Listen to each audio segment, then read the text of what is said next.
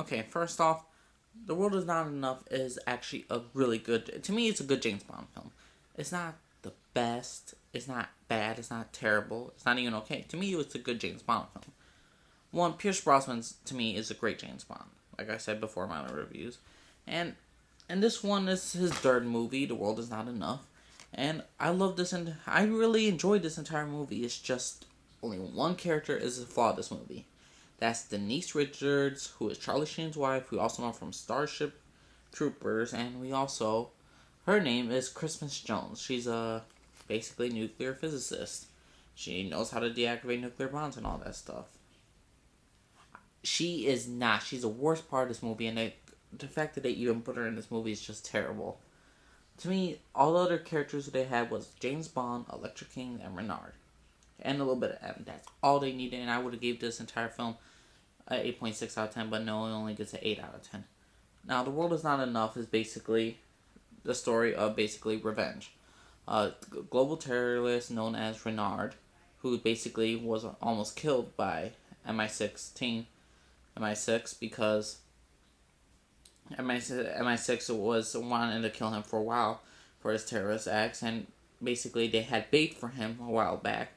A little girl named Electric King, who her father was wealthy, who was connected to the agency, so they used her as bait. Renard kidnapped her. In that sense, a lot of stuff bad happened to her. But the thing is, though, she survived. Renard was shot like a month later to the back of the head. And he doesn't feel no pain. He doesn't feel nothing. He can't feel nothing in his body. The bullet will eventually kill him, but he cannot. He's more powerful now. He doesn't feel nothing, and he welcomes death. He absolutely welcomes it, and he's such a great character who's played greatly by actor Robert Carl. Yeah, that's his name, Robert Carl. And this one, James Bond is right now protecting Electric King from Renard, trying to get her again after so many long, long years. And through these back and forth actions, and Electric King is basically a villain. It turns out she turned Renard. Renard didn't turn her. She basically was a skilled manipulator. She got her father killed at the beginning of this movie. You know, we all didn't know about it. And this is such a... To me, this was a really great James Bond film. They brought back Valentine, which was a great supporting character in GoldenEye. And overall, this entire film was very, very good. In my opinion. Well, not very, very good. But it was very good compared to Tomorrow Never Dies. And I thought this was a good thing. This entire story was awesome. It's just certain the acting times it just went off, and mostly because it was Christmas Jones or Denise Richards who they involved with her to stop a nuclear, basically bomb in a way of Renard trying to blow half the world, and the world is not enough, and she's the one to control Electric King's character. And Emma is a little bit more, how should I say, sensitive in this one. She has more feeling, you could tell off the script. Overall, I gave this film I'm giving this film an 8.2 out of 10. I enjoyed this film. So yeah, check out The World Is Not Enough. Now, okay. Now, I know a lot of people are probably going to hate me for being From Russia with Love so low on this list. But here's the thing. From Russia with Love, to me, is a great James Bond sequel. It's the second James Bond film, and it improves on tremendously amount on the gadgets, the fight scenes, and really the villains they really improve on. What to me was this a disappointment was a real main problem was the pacing. The pacing was really awful to me in this film. I think it went a little bit too slow. They didn't have the right scenes of the actions, and really with Tatia, the main girl, Tatia Romanoff, to me, she doesn't look so helpless when she's talking to Colonel Craig or Number 2, who is a great supporting villain. And they don't really do. She just goes downhill. She's like a damsel in distress half the time. The main reason why I love this film was the fight scene with Grant, who's a great James Bond villain who fights James Bond, and it takes James Bond to get gadgets in order to stop this guy and kill him. Basically, Spectre wants this one thing. It's called Lecter. Lecter is basically a device that it's a communication device that everyone wants. Is the coding machine, and everyone wants it. The Russians want it. James Bond MI6 wants it, and Spectre wants it. So they're all trying to get it, and it's really like a cat and mouse game. And they really drag it on a lot because to me, the girl in this one really brings this movie downhill, and the pacing's a little off. But overall, I really enjoyed this film. I gave it 8.6 out of 10. It's a good to great James Bond film. I love it. To me, it's not better than Doctor No, and it's not my least favorite of the Sean Connery James Bond films, but it's a great one in my opinion. Okay, next up is the top 10. Now, these 10 are the elite. Now, give From Russia with Love which was number 11, and World Is Not Enough. They were two good to great James Bond films, and they also deserve to be on this list of the elite James Bond films, in my opinion. But the top 10 you're gonna see right now, these are the elite, and when he hits to the top 5, those are the classic of what makes James Bond James Bond. So let me know what you all think. Everyone subscribe. Let me know what you all think.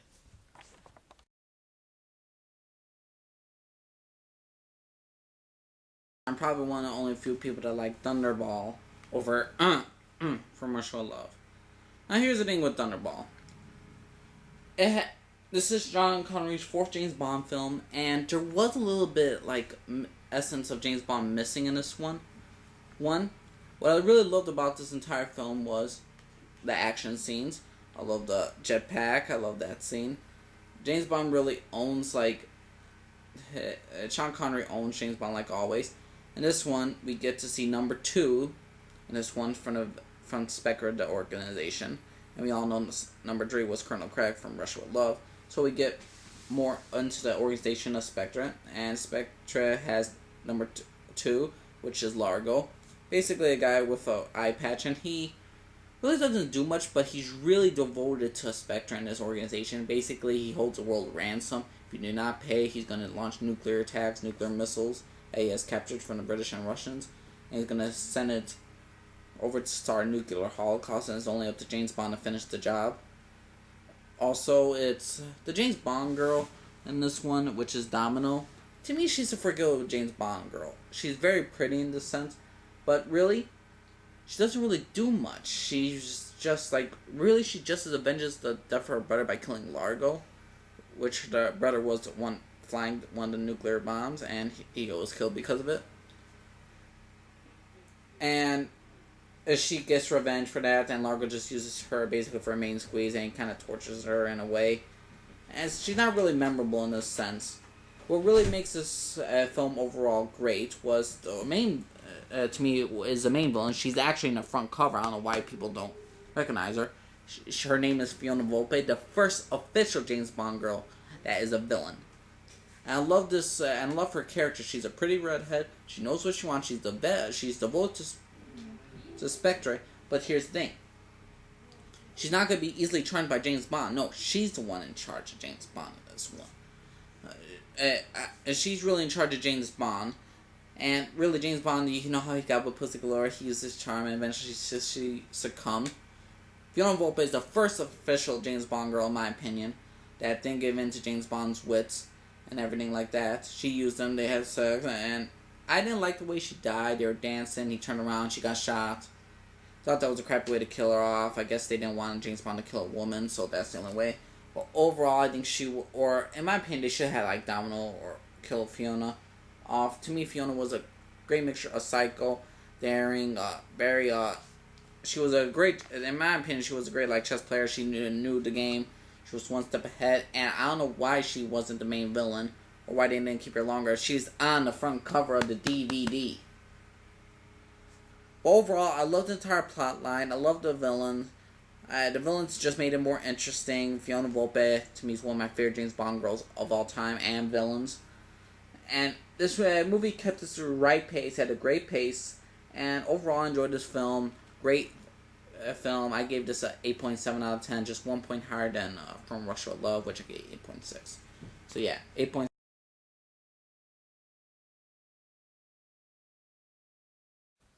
And number 9 of Her Majesty's Secret Service.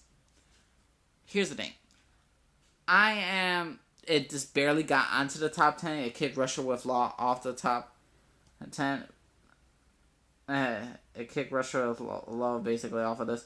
But I really, really enjoyed this film. I'm serious. This was such an entertaining film. George Lazenby, yes, he's James Bond in this one. He did an okay job. I enjoyed most of his work in this one. Also, we have the best Blowfield, though. Best number one, or the best guy that runs Spectra, is played by Telly Savalas. He's the best Blowfield. He's conniving, he's evil, he's charming in the same way, but he will do what he must be done. He's going to create like a biological warfare if the world does not give in to him. Basically, that's his plot line. One of the best Bond girls is actually James Bond's wife, whose name's Tracy. And this one, Tracy de Vicenza, who's played by Deanna Rigg. She was a great James Bond girl. She had a little depression, daddy issues with her own father. And really, that no one really wants her. No one loves her in that sense. But she's very useful as a James Bond girl. Because here's the thing. Most James Bond girls, either they are completely useless, or they overdid something that's completely shocking that James Bond didn't need. No, they have the right balance of when she needs to help him out. Like, get a car chase away. She knows how to drive. She's not stupid. But she likes to pay her debts. And then he was going to marry her. They promised, like, that we have enough time, or let me just read it off right here of what's the saying. We have all the time in the world. And this one, Blofeld gets his revenge for James Bond defeating him by killing her.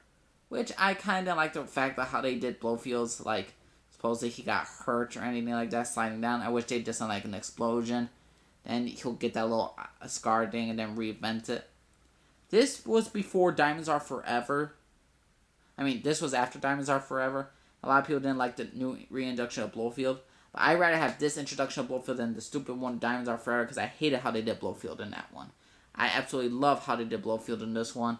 I adore this film. It's a great film. I gave it a 9 out of 10. But it's not the best. It's not the greatest James Bond film. But it's one of the best. Check it out. Her Majesty's Secret Service with George Lazenby. Check it out, everyone.